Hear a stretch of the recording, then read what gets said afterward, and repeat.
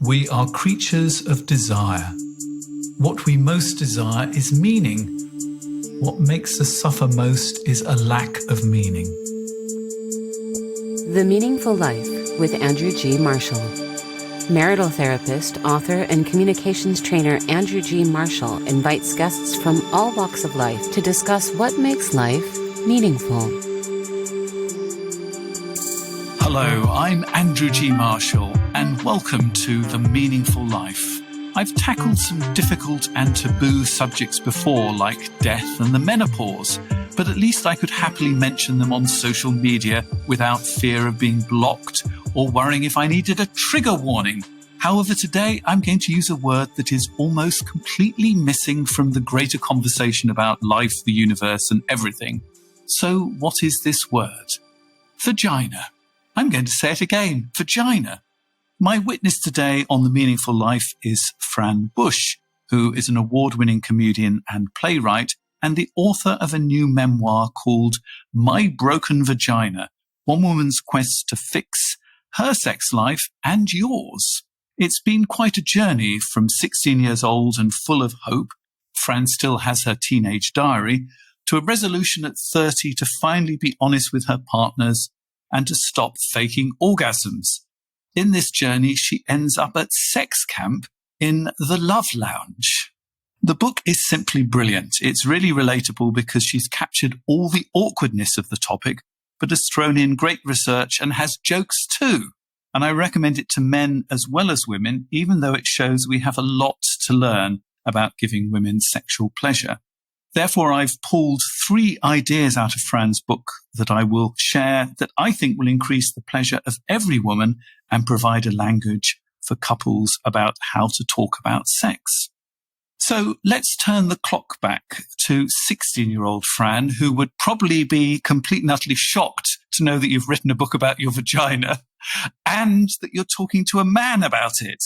16-year-old Fran would be absolutely mortified. Yes, absolutely mortified. Would have been too nervous to say the word vagina out loud, definitely. So we should keep saying it throughout this podcast.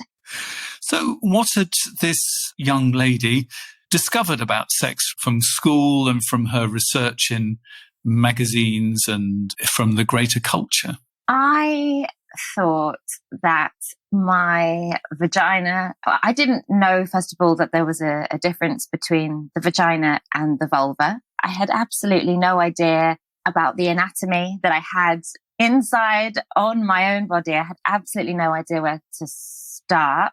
I didn't know that I had a clitoris. I didn't know that I could experience pleasure, sexual pleasure. I didn't know about the female orgasm. I knew all about people with penises pleasure. I knew I could name all the different bits of the penis, could label it perfectly on a diagram, but my own body and the fact that sex was something for me to enjoy as well was a complete mystery to me.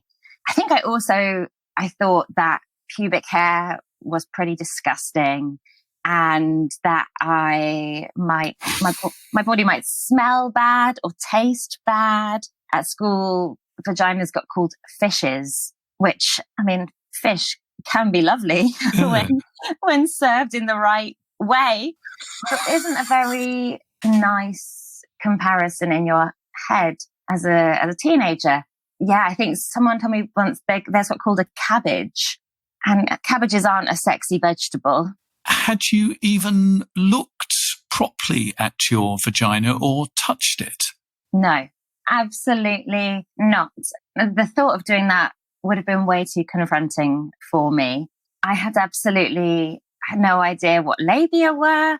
I thought sex was penetrative, and that was basically it. That was all the sexual act would be, and anything else was a warm-up or something to be included in the build-up to the big event of a penis going into a vagina. And then I didn't really know what would happen next. I knew that there was a massive chance I could contract thousands of STDs and I could get pregnant instantly, even from pre-cum. So all of the language around sex was full of fear and danger and risk. So what year are we talking about? Because my suspicion is it sounds about the same time that I went to school in the 60s, but I'm sure that it's not. So what year are we talking about that you were 16? 2003. So The Darkness were an incredibly popular band. Dawson's Creek had just ended. We're in a sort of post-girl power. We'd all fallen in love with the Spice Girls and then decided we were too cool for the Spice Girls, but still secretly loved them in our hearts. But in terms of any kind of conversation culturally, societally around vaginas, just nothing really. I think where I heard people most talk about sex was the TV show Friends.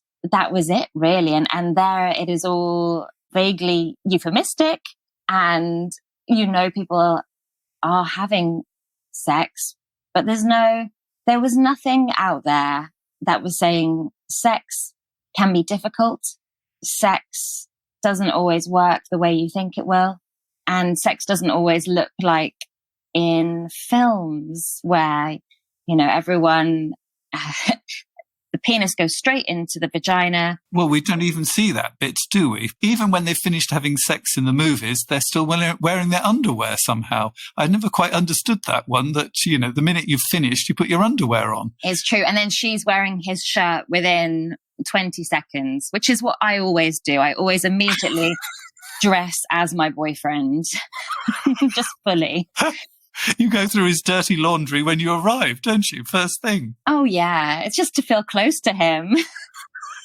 Oh, it was a lovely song by Elkie Brooks, who you've probably never even heard of, used to sing a song called Honey, Can I Put On Your Clothes? Because they smell like you do. Oh. So she probably has been watching these programs. So we're all ready with all this wonderful knowledge. I mean, what can possibly go wrong now that you and your boyfriend are in the zone together? But, talk me through what happened. I mean, we had big plans for it, for the losing of the virginity ceremony, essentially. We'd lit lots of candles. We'd made everything incredibly romantic. And I didn't really know that maybe kissing for a while first would be a good idea, or that touching for a while first would be a good idea. We essentially took off our clothes, fell back on the bed, and he tried to put his penis inside me. It is unsurprising. It did not work. It wouldn't go in at all. And it was incredibly, incredibly painful. And what followed was around 9 months of the same, trying to have penetrative sex and it not working. It always feeling like my vulva was a brick wall, or that maybe I didn't even have a vagina. And over time, feeling more and more broken and worried as well, because I was so scared that sex was so important to my boyfriend that he would leave me, that he would go and find someone else with a vagina that worked, a vagina that let people in, just like, hey, come on in, come into the vagina. Sit right down, make yourself at home. Yeah, here's a coffee. Only a coffee? I think we should have a glass of something sparkling, shouldn't we? Yeah, that's true. Maybe some oysters as well, maybe feel appropriate. Yeah, a few cocktail snacks as well. Yeah. So I was worried that I wasn't offering that genital buffet, sadly. And also, I suppose what happened alongside those attempts was that I came to expect sex to be painful. And so I'd find it harder to feel sexual or aroused. And so sex would be painful because I was expecting it. So orgasm, the idea of any kind of enjoyment of sex, felt very, very far off. At first, it was something I didn't even know about. And I think it was probably my teenage boyfriend that explained that was something I could get out of sex, that I could enjoy sex. Oh. And I wasn't convinced. But just over a really long period of time, felt increasingly like everyone else was having sex. Everyone else was having perfect sex. And I was behind somehow. I was malfunctioning. I'm proud of 16-year-old Fran because she did go to the doctors. What happened when she went to the doctor? So it was a really big deal. I had to work myself up to even say the word sex. I got there and there was a lot of care for whether or not I might get pregnant, whether or not I was being safe. So I felt very unheard because I was saying, well, I'm not actually able to have sex. I'm finding it very painful. I was told to have a glass of wine to loosen myself up a bit. And I was told to get out there and have more sex, which when sex is excruciatingly painful is a quite frightening piece of advice because you're like, well, I guess we just keep going at this until it works. And was this a male or a female doctor? Over time, I have seen both, but this first one was a male doctor. I felt so embarrassed for asking for sex to be nice. I felt like, oh, I'm not dying. I haven't got a limb that's fallen off. This isn't affecting my basic practical life. It felt really indulgent and selfish almost to be asking for sex not to hurt. Wow. I mean, I just wish that I could have actually been there and asked questions because doctors, unfortunately, are not trained to talk about sex. I just cannot understand why he didn't actually say, well, why don't I refer you to somebody who does talk about sex and they could actually, listen to you and find out exactly what's going on and give you some better knowledge and challenge some of those ideas that, sex is for boys and that you've got to instantly be in the mood, that you've got to instantly lubricate and, challenge all these stupid ideas about sex. But I cannot understand why he thought that he was going to talk to a 16-year-old girl about sex. I mean, it's just bizarre. Yeah. And I think it just isn't or wasn't certainly a part of training, or if it was very minimal, rushed over. But this was 2003. This is like 3 minutes ago. Yeah. I also got told to put Savlon on my vulva, which you should never do. It says so on the label, never put Savlon on your vulva. I was offered some psychosexual counseling at one point, much later, but they said I had to do it in a couple. I found that my sexual happiness and health was taken a lot more seriously when I was in a couple, because then it was impacting the health and mental health of my partner. And somehow that felt more important, more weighty to them than whether or not I was enjoying it. Anyway, let's not get into a diatribe. What I'm interested in is how you dealt with all of this, which was you became one of the best performers in London on how to fake an orgasm. It sounds like it. If they were giving fake orgasm awards, I suspect you could have been in there for I don't know, we wouldn't perhaps call it a Tony. What would we call it? A Grony. A Grony. There we are. You would or have been a Moni, maybe a Moni. A Moni or a Grony. Best faked orgasm. And the winner is Fran Bushe. So tell me about your award-winning performances. Oh boy. Yeah. I must have studied sex scenes in films because I certainly at that point wasn't watching any porn. And so I had an idea of the noises you were meant to make, the right oohs, the right ahs, where you put your hands in your hair, exactly what the sweat is meant to look like as it cascades down your brow. And I thought, I can provide this for my partner because I don't want them to feel like they're doing a bad job. Above everything else, I want them to feel like they are the best at sex, like they are an exceptional lover, and they get me there every single time because someone has to be enjoying it. Someone out of the two of us has to be having a nice time right now, and it certainly isn't me. So I would give very intense eye contact. I would flick my hair. I would make loud noises. I would magically orgasm pretty much identically to the time they would orgasm simultaneously, like real deep connection, magic. Wow. Yeah.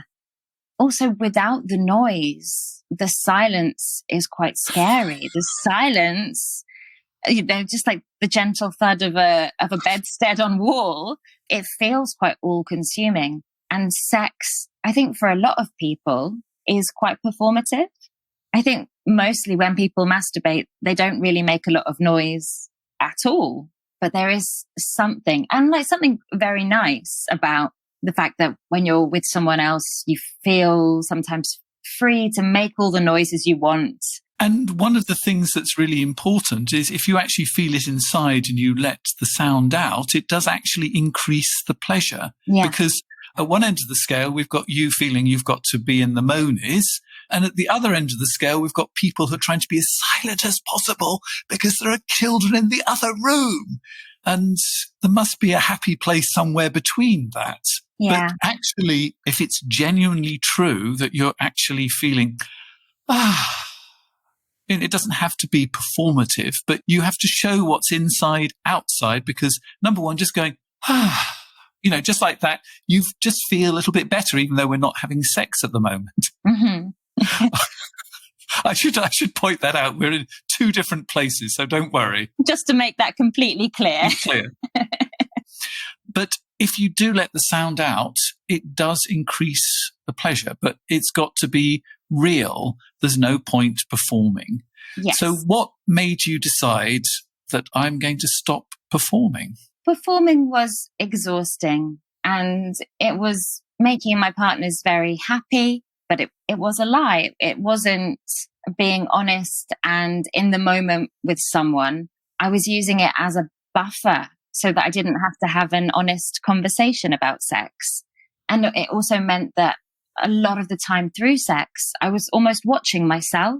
I was being like, oh, that will look good. Oh, yeah. No, if you put your foot there and your knee there, that's gonna be a really sexy position. Oh, what are your boobs doing right now? Are they flapping around? No, if you turn this way and make this noise, that's going to look much more like sex should look, this idea of what sex should look like.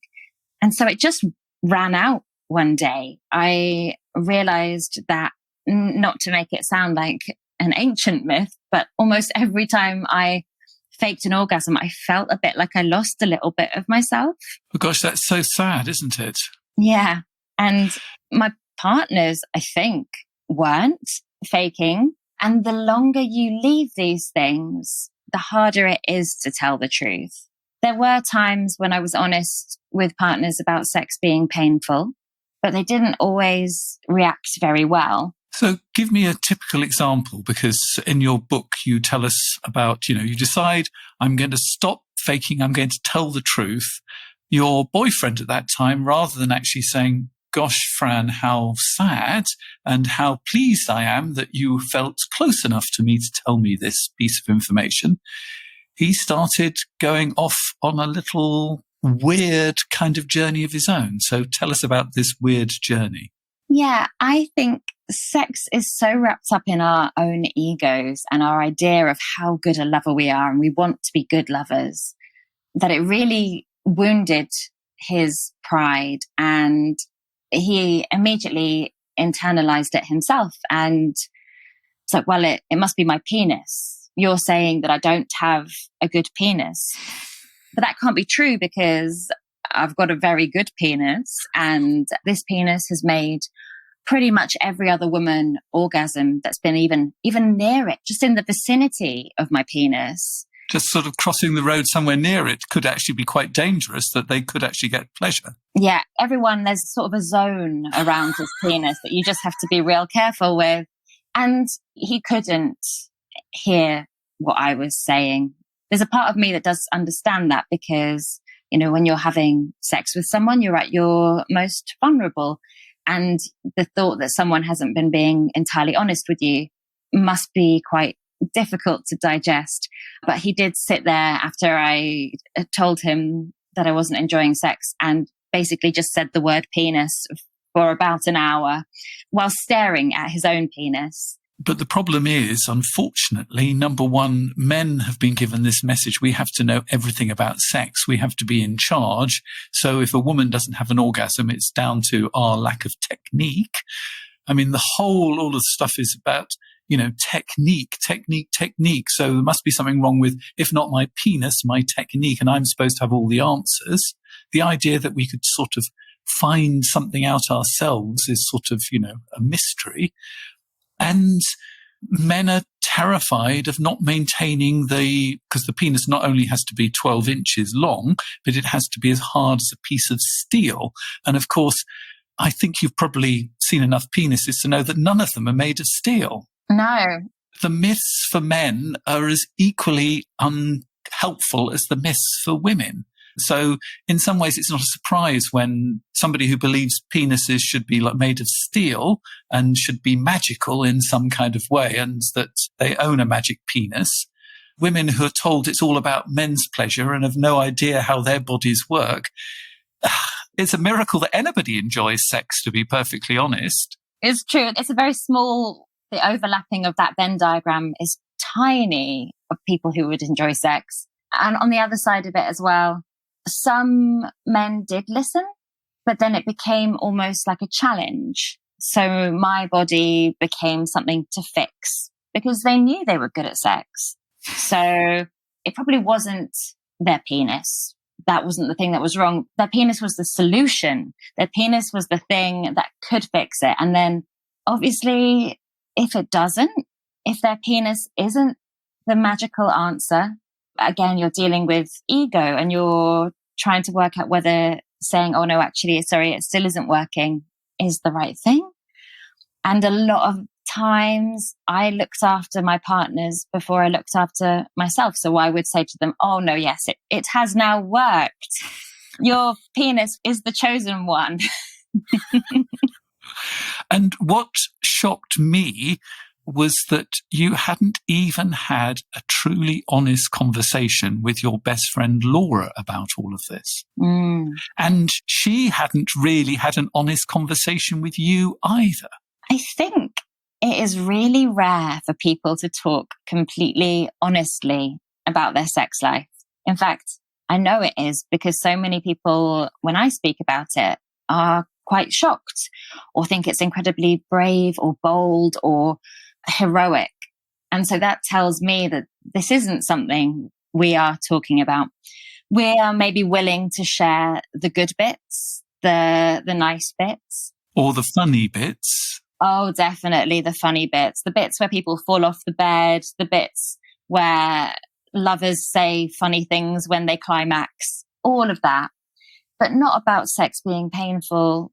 Or, I mean, sometimes I think the things that you are allowed to, there are things you're allowed to joke about almost. And in some ways, I'd say men's experience of sex has felt more available to make jokes about. People will make jokes about penis size or... You could almost hear the joke about a man not being able to get it up, but I don't think I've ever heard a joke about a woman having, and let's give it the correct term, vaginismus, where it's actually painful or difficult to accept a penis into the vagina. Yeah, absolutely. And things like medicine for erectile dysfunction. I see enormous posters on the Underground Tube in London. I see in the front of all of the pharmacies here, it will say Viagra available over the counter without prescription. And so if you have a penis, you can go in and you can have that conversation. You don't even have to speak to a doctor. You can go in and chat to your pharmacist, which is probably easier.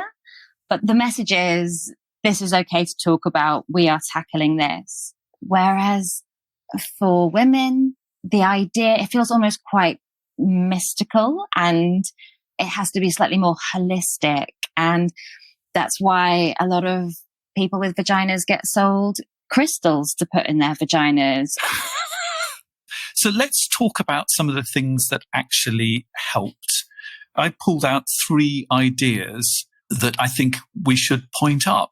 And the first one, and it sounds terribly obvious, which is work out what turns you on. It's not a question that most people have really thought about a huge amount. I mean, this is a terribly personal question to ask, but we've talked about your vagina, so I think I can ask you this question. Did you discover what turns you on? And if you did, what does turn you on? Yeah, I think what I realized was when I had sex that I was enjoying and felt like a positive experience, there were things in common. And I guess because I was sometimes getting upset after sex or finding it difficult and emotional, I was failing to see that actually some bits of it really were working, because I was getting lost in this cloud of I'm broken, my vagina's rubbish, I'll never have good sex. And I was actually not seeing that, oh, do you know what? I know that if I'm stressed, which is probably quite a lot of the time, I'm pretty anxious as a human being. But when I am stressed, there is so little chance of me being present for sex. My brain will be everywhere else. It will be worrying about whether I've left the stove on, worrying about have I made the right life choices, worrying about the government. It's not going to be there with my body or with my partner's body. So I got the sense that talking was actually part of the turn on and actually making you feel comfortable. Am I right about that? Yes, definitely. I mean, as a writer and performer, I'm a big communicator anyway. And being able to have those conversations, even being able to just say, oh, I've had a really stressful day, these things happened, saying those things, and then moving on to any kind of intimacy was incredibly important for me, because I think I was just like, oh, I have to have sex because they want to have sex and they're ready to have sex now. So I guess I'll put all those worries somewhere else. And it didn't have to be a big immersive, discover what I like, lock myself in a sex dungeon type exploration of what turns me on. It was just noticing the things that all of my positive sexual experiences had in common. Like some people, if they're stressed, sex is a wonderful sex. Sex is a wonderful sex. Sex is a wonderful stress reliever, right? It can help you sleep. But for me, if I'm stressed, it's not going to happen. And I think it's good that you've mentioned you don't have to lock yourself in a sex dungeon, because that's sort of immediately where people go when you say what turns you on. You know, it is little things. I mean, I know a lot about you because I've read a whole book about you. You know, spooning and actually stroking and touching, almost sensual touch rather than sexual touch, is about what turns you on.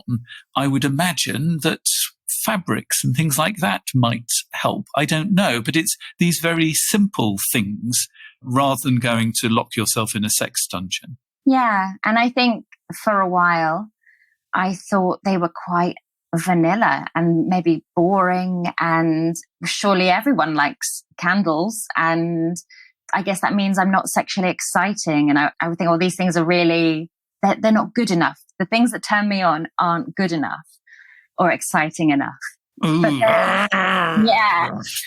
they're just the things I need. I know that I'm going to be more comfortable having sex if I'm clean, because I am not going to be worrying, does my body smell? What's going on with the different parts of my body? And I'd love to get to a point where I absolutely don't care and I just throw myself on the bed fresh from my gym workout that I do all the time. But at the minute, I know that to get that worry out of my head, if I go and have a shower or a bath, I'm going to be much more present during sex. And I think that's the important thing to say, is what turns you on is what turns you on is what turns you on. You don't have to actually justify it. Look back at your favorite sexual experiences. What worked? And they're these tiny little things. That's okay. They don't have to be earth-shattering things. So the second thing that I pulled out of your journey is stop spectatoring, which is an idea from Masters and Johnson. So tell us about that, because I have just a sneaky suspicion you could be up for another prize for spectatoring. Yes. So to put it very simply, spectatoring is when you are almost watching yourself have sex. It's almost like there's a CCTV monitor in the corner of the room and you have direct access during sex to the footage of the sexual experience. And so... And you're also commentating on it at the same time. Oh, yes, absolutely. So it's almost like watching a football match and you have the commentary on top. So it's like, oh, this is going badly. Or that, I guess he smiled then. So maybe he liked that. Maybe I should do more of that. Oh, no, he didn't like that. No. And so it's a lot of mental chatter, which is not sexy, but also it can really dull your reactions and your responses as well, because you can't feel present. Your mind is not going to be there. Your body isn't going to feel like it's entirely there. And the spectatoring voice is very rarely a kind voice. In one world, the spectatoring voice would be like, you're doing amazing. You're incredible at sex. Yes, Fran. Go, Fran, go. Yeah, like a little cheerleader in the corner, just being like, you look beautiful. But it's not. It's mostly, oh, I think you've made the wrong decision with your pubic hair. Oh, you should hold on to your boobs when you're in a fast bit because they're flapping around. And my advice would be to gently escort those thoughts to one side and focus back on your breath. So just the air going into your nostrils and the air coming out of your mouth, because you can't just say, oh, don't think about that, because the more you say don't think about it, the more you will think about it. So you give it something else to think about, or focus on your touch. Focus on actually how it feels at the end of your fingers to stroke the back of his hand, for example. You know, how does that feel? Because actually it can feel really beautiful to actually feel the sensations at the end of your fingers.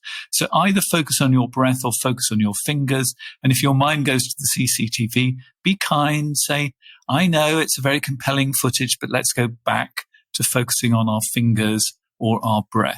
That's our second one. We've had work out what turns you on, stop spectatoring, and this is a brilliant one. Learn about your accelerators and your brakes. Yeah. I mean, those sort of feed back into learning what turns you on, because there are some things that are going to make you want to have sex more and make it more likely that you will enjoy sex. And those are your accelerators. You know, if we're thinking about it as a car, those are the things that are going to make you go for a really nice drive.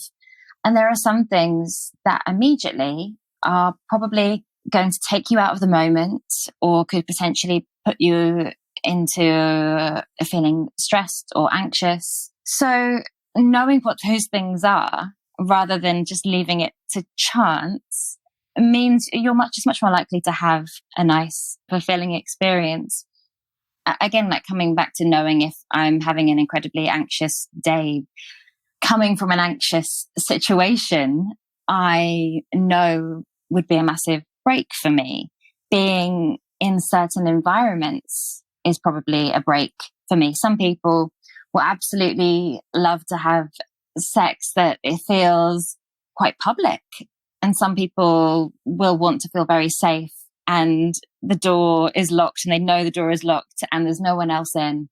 So knowing those things that will accelerate or break your feeling of wanting to have sex and therefore the likelihood that you will enjoy sex, just make it a bit easier. Yeah, and I think this is a very good language that you can actually talk to your partner about. You know, you can almost do a little quiz, you know, put a piece of paper down, a line through the middle. What are my accelerators? What are my brakes? And then you share them. And so, you know, if privacy is one of yours, cleanliness, that you put them all down. Try and make them not about the other person.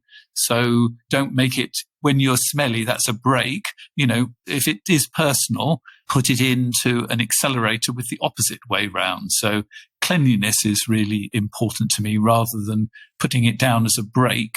If it's something personal about the other person, it's much easier to hear what you want rather than what you don't want from your partner. So how did you end up in sex camp?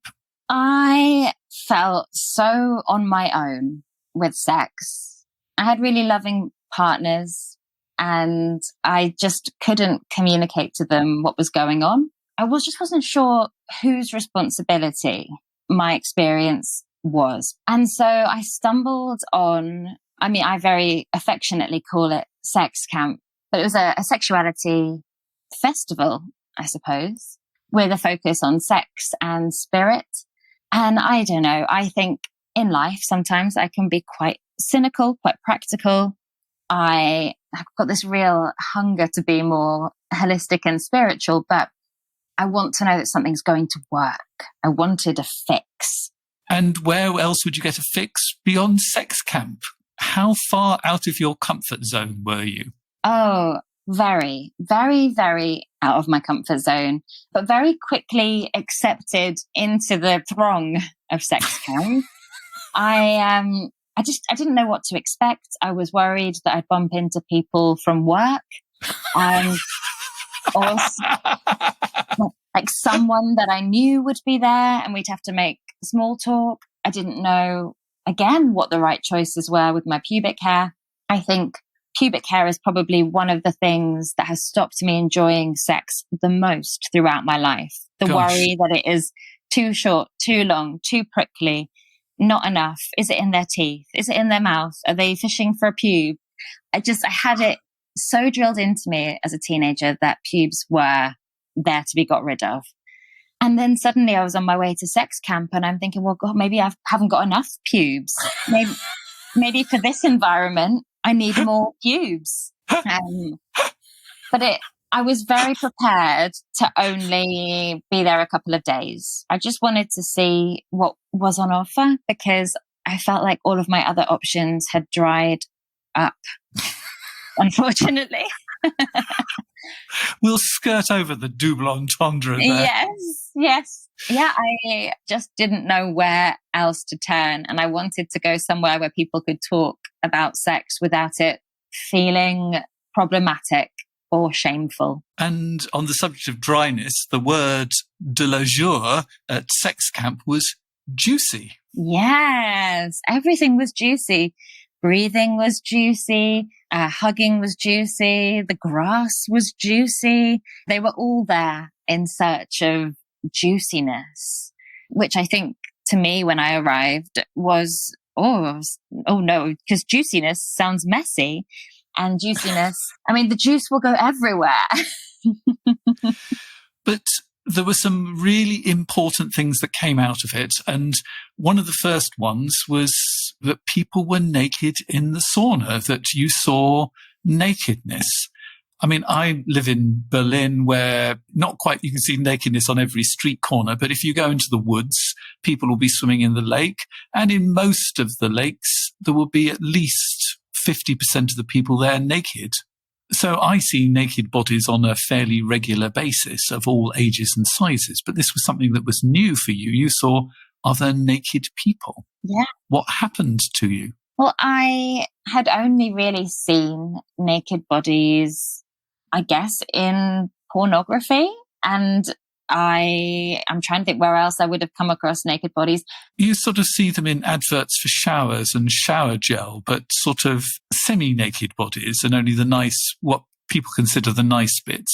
Yeah, a very sanitized and sexualized version of the naked body, I would say, is what I had seen. And suddenly I was sat in a room with just everybody spreading everything everywhere. And I was so nervous to go into the sauna. I had to do a little run up to get in. And I thought if I go quite fast, my body will be such a blur, a naked blur, that no one will see anything. They'll be like, that was a very sexy blur that just went by. But there's a lot of research that says how we feel about our bodies, how self-conscious we are about our bodies really impacts our enjoyment of sex. And also research that sex actually gets better for women as they get older because their relationship with their body improves. And it is easier in some ways to let go and not be spectatoring. I had never been amongst so many diverse bodies and without a feeling of I need to cover up. People shouldn't see this. This is only for a lover. This is just for one special person. And then hopefully when they haven't got their glasses on. Yes. So this was the first time, I think, at the age of 30 in this sauna where I was like, oh, my body is okay. My body is good for this situation right now where I'm amongst naked people. No one's about to have sex. There's nothing remotely sexual about this. We're just sweating together. Getting juicy together. Yes, creating all of the juices. And I think it was just a nice moment of self-acceptance. And like, I really like being naked. That is something I have discovered. And it's so easy to fall into the trap of feeling bad about your body. There's so much in the world that is ready to tell you that your body isn't good enough, that it is not the right kind of body. And this felt like, in fact, the whole of sex camp felt like a reprieve from that. Well, the second thing that I think was really important that you learned there was you went to the consent workshop. Now, it sounds like the most boring thing in the world, the consent workshop, but actually it's the most important thing. So tell me about your experiences in consent workshop. So I think my consent education at school and beyond had been pretty shocking. Consent boiled down to don't get yourself into a bad situation. Don't get too drunk. It's really hard to prosecute if something goes wrong. So everything around consent was fear-based. It was about girls only getting in danger and the fact that men maybe couldn't really help themselves. So we needed to make it easier for them to not follow their natural urges by looking after ourselves and not dressing in certain ways. And I had no idea that consent was anything more than that. I especially had no idea that consent had anything at all to do with saying yes as much as it did saying no. I realized that I had no idea what I wanted. I had no idea how to ask for it. I was worried about being judged for what I asked for. And again, it wasn't like I was asking for some time in the sex dungeon. I was worried that I would be judged for asking for something too bland. I was at a sex camp after all. So saying, oh, hey, do you want to just maybe massage my head? That felt very boring. But if that's what you want more than anything else at the moment, that is probably a very good place to go. Yeah, absolutely. So you can tell me, Fran, what happens in the Love Lounge? And it's not going to be quite like what people expect, is it? No, it's not. So imagine low lighting, cushions, throws, massage bars being passed around. It smells like different aromatic spices and essential oils. Very beautiful space. A space that opened after hours, essentially. Once the workshops were done for the day, the sauna would be open and the Love Lounge would open. And everyone was so excited about it. You could just hear everyone being like, oh, the Love Lounge. Let's go to the Love Lounge. I love the Love Lounge. And I was terrified. It's juicy in the Love Lounge. Well, that was it. I was like, there's a lot of soft furnishings in the Love Lounge. And so for the first night it was open, I was too scared to go in because it felt like such a big deal and I wasn't really sure what to expect. And I think it was the second night that I got the courage to go in. The important thing to know about the Love Lounge is penetrative sex of any kind is absolutely banned. And if anyone sees it happening around them, they have to say a safe word and everyone puts their hands and feet in the air. So don't do penetrative sex. That's the take home message of the Love Lounge. It was about slowing down. It was about tenderness and touch. I think there were feathers in there and some blindfolds and just really about finding pleasure outside and away from penetration. And I still in my head at 30 had this idea that penetrative sex was the ultimate sex, the gold standard. That's real sex. Everything else is just warm up. Yeah, absolutely. And I think that idea is so deeply battered into our brains by the world that it's taken a lot of unpicking, to the extent that even now at 34, I every so often catch myself being like, yeah, but penetrative sex, that's the big sex. But in the Love Lounge, because it wasn't even an option, you had to be like, okay, so what do I like outside of this? And for me, it was wonderful because I think I had quite a lot of fear around penetrative sex. And I also was still very much tying it in to these ideas of romantic love and connection and it being the joining of two bodies, quite literally. But I wasn't having the sex that was right, not right for my body, but I was really focusing on trying to have penetrative sex for so long that I stopped exploring anything else. And I just knew that that was the thing that I wanted to achieve. And once I achieved penetrative sex, then everything else would fall into place. So I was quite annoyed when I entered the Love Lounge and realized that it was off the table. But it was probably, along with the consent workshop, one of the best things for realizing that actually there's more. There's realizing what I want to do and what works for my body. So you were being stroked and you were stroking multiple people. Yeah. Turns out I really like to be tickled. Ah. Which I think is something that I would be embarrassed about because it feels, again, it sits in a weird space between feeling unusual and also quite boring in my head. But I was like, actually, the great thing about being tickled is it's very difficult to think when you're being tickled. And yes. You have to be in the moment because otherwise, who knows what will happen. So I discovered that. And they had wonderful lotions and potions to rub into each other's skin. And it was really important for me, I think, to be in a room where sort of anything was possible apart from penetration and to go, actually, I don't have to do anything. There's no obligation here to do anything. I can just sit here. I can just be. Just touching someone's hand is enough. Just touching my own hand is enough.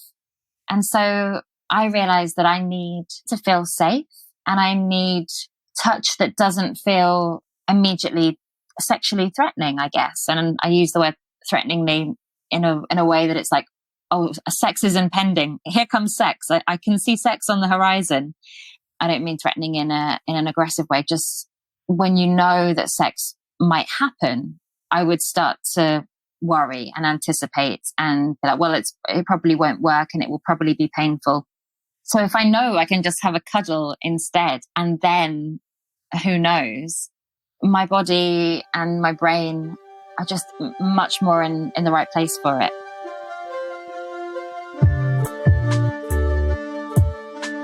The Meaningful Life with Andrew G. Marshall. Please follow us on Twitter, like us on Facebook, and visit our website, andrewgmarshall.com/podcast, where you can join our supporters club and unlock bonus material and other benefits. One of the advantages of being a member of our supporters circle is you get lots of added benefits. We're going to be starting a heart circle where we're going to be talking from the heart. And it's a great way of actually being able to communicate what it is you want. And it's also very good at helping you to listen to other people. I'll be starting that shortly. If you're a member of our premium supporters club, you get access to that free. All members of the supporters circle get a chance to write into us. And we've got a letter that Fran and I are going to discuss. I've been enjoying your podcast. I'm impressed by how your guests talk so openly about themselves and their struggles. I would like to think I could be equally honest, especially with people I love and care about. But somehow with these people, I find it harder rather than easier. I worry about how they will respond, especially my boyfriend who can get defensive, or that I will upset them because I haven't spoken up earlier. What will they think of me? When it comes to my mother, I don't want her to worry because she is a worrier, and I don't know how to deal with the 101 follow-up questions. And at the end of the day, I want her to be proud of me. Deep down, I know this is stupid and I should just take a deep breath and launch in, but all my carefully prepared thoughts just crumble to dust.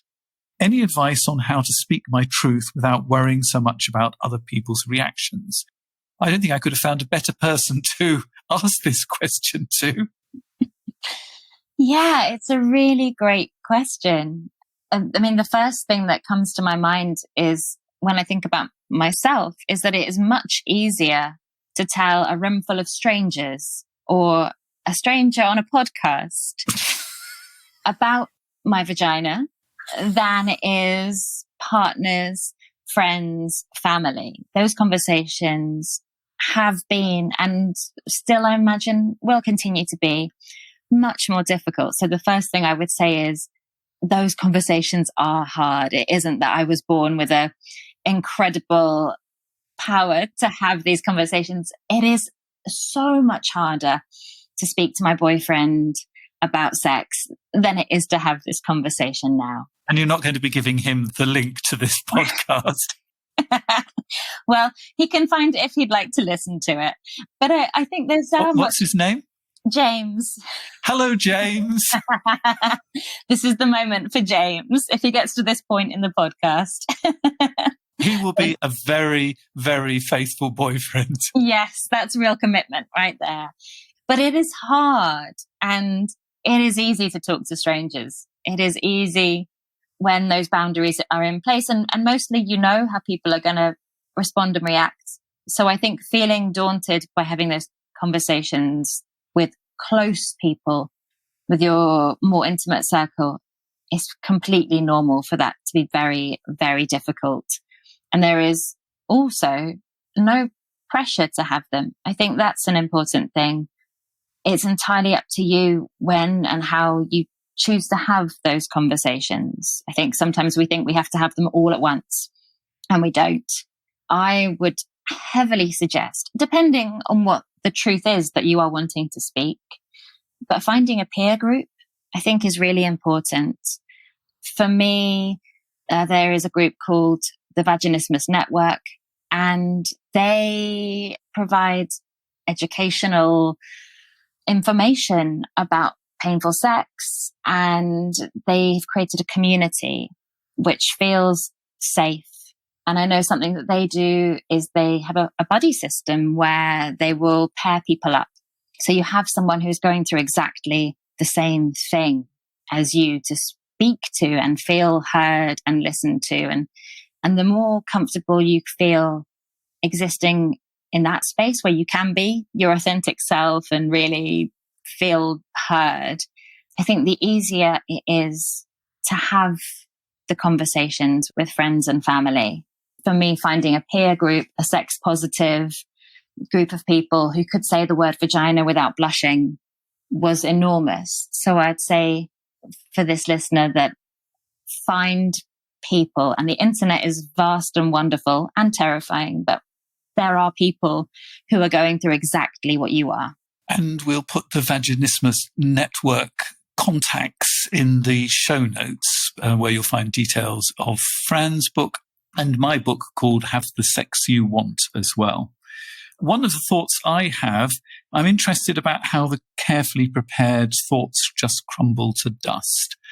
I think that sometimes what we think of our carefully prepared thoughts are, in fact, our arguments. We have a sort of this is my case, A, B, C, D, E, F, and it's that falls apart. If you sort of try to pre-think the conversation, he's going to say this, and then I will say this, and he'll say that, and, I'm going to say that. It's never going to go like that. So I think what you've actually got to go in with is your truth. Just actually think what your truth is, which in Fran's cases, I find penetrative sex can be painful. And what are the feelings? I feel really awkward about talking about this. I'm I'm worried about your reaction, so that you've actually thought about what is your truth and what are your feelings. And I think if you've got that as a sort of a core place that you can come back to, you'll do fine. It's when you have that argument, which it's never going to go like that, is when it all collapses. And, really think clearly about what your core truth is. I mean, it's taken Fran quite a long time to get to her core truth, which is actually she likes a lot of kissing and cuddling before we get into what a lot of people call real sex. So it might take you a little while to actually work out what your truth is. But I think if you've really got hold of your truth, it will not crumble. I hope that's helpful.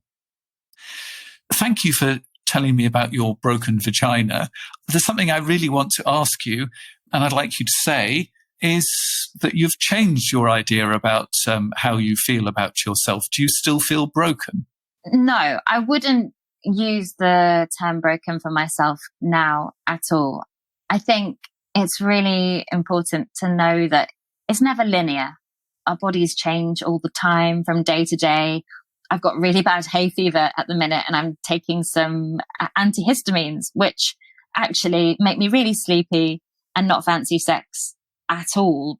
Number one, because I'm all snotty and sneezy. But number two, they just make you so drowsy. And in those moments, I can occasionally slip back into being, oh, well, my body isn't working. It doesn't want sex. How is everyone else able to have amazing sex through hay fever? But I really, really try to not think of myself as broken. And there are so many challenges in sex. And in those moments where I feel like it isn't working, just to be kind with myself and go, actually, let's hug instead. And I'd like to hear what you say to yourself about your body now. I've tried to find ways to show it kindness. For me, when I move and dance, that's when I feel most in my body. So in those moments, I tell myself that my body is doing a brilliant job of being a body. Excellent. I like that. My body is doing a brilliant job of being a body, and it's here to dance and to sing and to take me from one place to another. It's not actually there to be judged. I have a wonderful body that's wonderful at being a body. This has been a fabulous conversation, and there's going to be more of it because we're going to be having an extended version in our supporters club. So if you want to hear more about Fran, go to my website and find out how to become a member of our supporters circle. The people who are not supporters, we're going to say goodbye to them.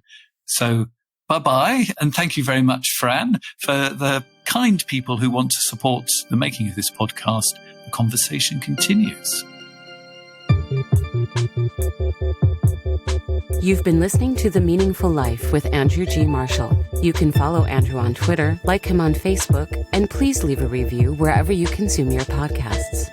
Making, editing, and distributing The Meaningful Life comes with substantial costs, and we'd like to ask for your help.